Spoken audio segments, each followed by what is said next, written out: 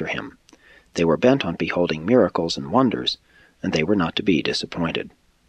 As Jesus and his apostles drew near the gate of the city, they met a funeral procession on its way to the nearby cemetery, carrying the only son of a widowed mother of Nain. This woman was much respected, and half of the village followed the bearers of the bier of this supposedly dead boy. When the funeral procession had come up to Jesus and his followers, the widow and her friends recognized the Master and besought him to bring the son back to life. Their miracle expectancy was aroused to such a high pitch they thought Jesus could cure any human disease, and why could not such a healer even raise the dead? Jesus, while being thus importuned, stepped forward and, raising the covering of the bier, examined the boy. Discovering that the young man was not really dead, he perceived the tragedy which his presence could avert, so, turning to the mother, he said, "Weep not, your son is not dead, he sleeps. He will be restored to you." And then, taking the young man by the hand, he said, "Awake, and arise." And the youth, who was supposed to be dead, presently sat up and began to speak. And Jesus sent them back to their homes. Jesus endeavored to calm the multitude, and vainly tried to explain that the lad was not really dead, that he had not brought him back from the grave, but it was useless.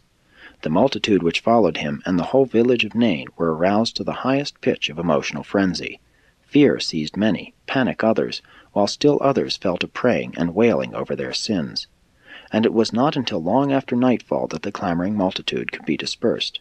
And of course, notwithstanding Jesus' statement that the boy was not dead, everyone insisted that a miracle had been wrought, even the dead raised. Although Jesus told them the boy was merely in a deep sleep, they explained that that was the manner of his speaking, and called attention to the fact that he always, in great modesty, tried to hide his miracles.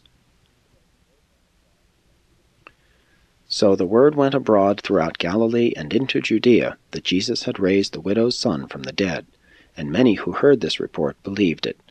Never was Jesus able to make even all his apostles fully understand that the widow's son was not really dead when he bade him awake and arise.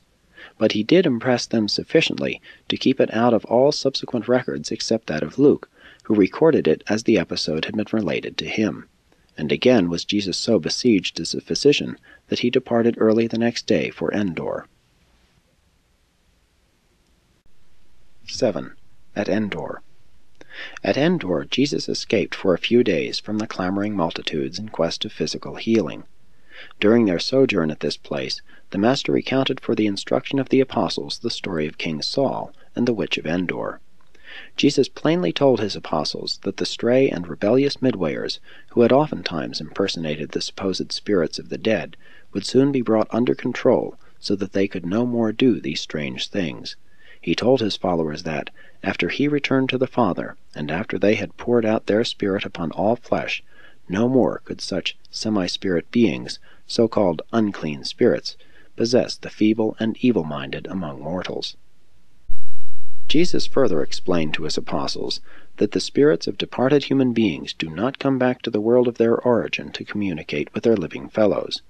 Only after the passing of a dispensational age would it be possible for the advancing spirit of mortal man to return to earth, and then only in exceptional cases and as a part of the spiritual administration of the planet.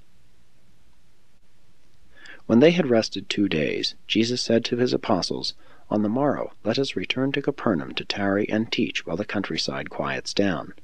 At home they will have by this time partly recovered from this sort of excitement.